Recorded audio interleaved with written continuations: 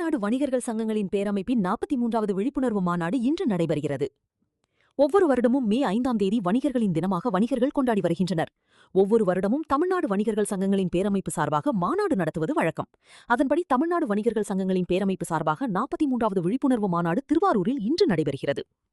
அதனை முன்னிட்டு திருவாரூர் வன்மீகபுரத்தில் நடைபெறும் மாநாட்டு திடலில் வணிகர் சங்க கொடியை சங்கத்தின் மாநில தலைவர் விக்ரமராஜா ஏற்றி வைத்தார்.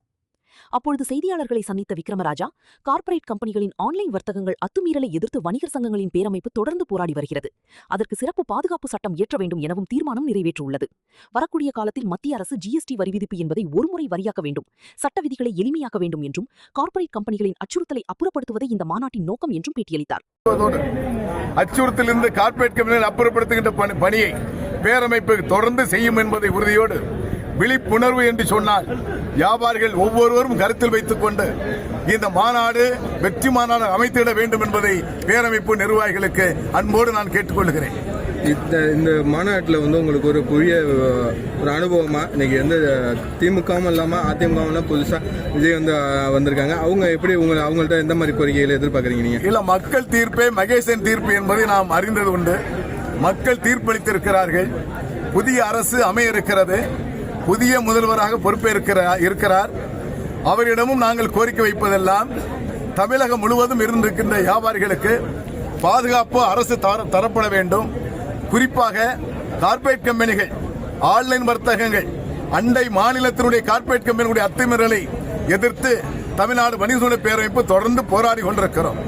இதற்கு இந்த மாநில மாநாட்டிலே சிறப்பு பாதுகாப்பு சட்டம் ஒன்றை நிறைவேற்ற வேண்டும் என்ற கோரிக்கையை நாங்கள் நிறைவேற்ற இருக்கிறோம். புதிய அமெரிக்க அரசு அந்த கோரிக்கையை ஏற்று சாமானிய வணிகரை பாதுகாப்பதற்கு சிறப்பு பாதுகாப்பு சட்டம் ஒன்றை நிறைவேற்ற வேண்டும் என்பதை நாங்கள் கேட்டுக்கொள்கிறோம். இந்த ஜிஎஸ்டியை குறைக்கிறதுக்கு திரும்ப நீங்க வலியுறுத்தீங்களா? கட்டாயமாக மாண்புமிகு மத்திய அமைச்சர் நிர்மலா சீதாராமன் அவர்கள் 4 அடுக்கு ஜிஎஸ்டி வரியை 2 கட்டங்களாக குறைத்தார்கள். அதற்கு தமிழ்நாடு வணிகர்களுடைய பேரமைப்பின் சார்பாக பேரமைப்பு நிர்வாகிகள் முழுமையாக பங்கேற்று பாராட்டுதலை நன்றி நாங்கள் தெரிவித்திருக்கிறோம். அதே போன்று வரக்கூடிய காலத்திலும் ஜிஎஸ்டி வரி விதிப்பு என்பது ஒருமுனை வரியாக்கப்பட வேண்டும். வியாபாரிகளுக்கு அச்சுறுத்தல் இல்லாமல் சட்ட விதிகள் எளிமைப்படுத்திட வேண்டும் என்பதை கேட்டிருக்கிறோம். 7 ஆண்டு 8 ஆண்டுக்கு முன்புள்ள கணக்குகளை மீண்டும் ஆய்வு செய்ய வேண்டும் என்ற நோட்டீஸ் கொடுப்பதை முழுமையாக தவிர்க்கப்பட வேண்டும். 3 ஆண்டுகள் மட்டுமே வியாபாரிகள் கணக்குகளை பராமரித்து வைக்கக்கூடிய சூழலை அரசு நிறைவேற்ற வேண்டும் என்ற பல்வேறு தீர்மானங்களை எடுக்க இருக்கிறோம். இப்போ ஆன்லைன் பிசினஸ் மளிகை பொருட்கள் இருந்து எல்லாமே வந்துச்சு. இதை கட்டுப்படுத்துறதுக்கு நீங்க உங்களோட இது எப்படி? இல்ல, ஆன்லைன் வர்த்தகம் என்பது எங்களை பொறுத்தவரையில விழிப்புணர்வு என்ற தலைப்பை வைத்திருக்கிறோம். நம் சாமானிய வியாபாரிகளும் அதில் பங்கேற்கக்கூடிய வாய்ப்பை செய்திருக்கிற ஊடகம் மூலமாகவும் பல்வேறு பத்திரிகை செய்தி மூலமாக வெளிப்படுத்தி செய்து கொண்டிருக்கிறோம்.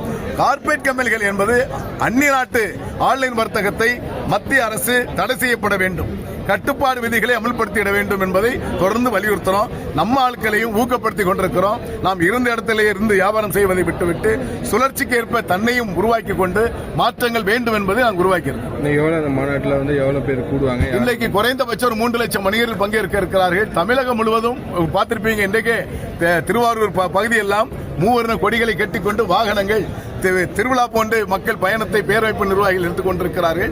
காலையிலிருந்து இந்த மாநாட்டு பணிதனை திருவாரூர் மாவட்டத்தினுடைய தலைவர் கே ராமுல் தலைமையிலே இங்கு உணவு குழு மிக சிறப்பாக செயல்பட்டுக் கொண்டிருக்கிறது. காலை, மதியம், இரவு என்று வருகின்ற அத்தனை லட்சம் வியாபாரிகளுக்கும் உணவை கொடுத்துக் கொண்டிருக்கிறோம். ஆகவே வியாபாரிகள் முழுவதும் மிக மகிழ்ச்சியோடு இந்த மாநாட்டில் பங்கேற்றுக் கொண்டிருக்கிறார்.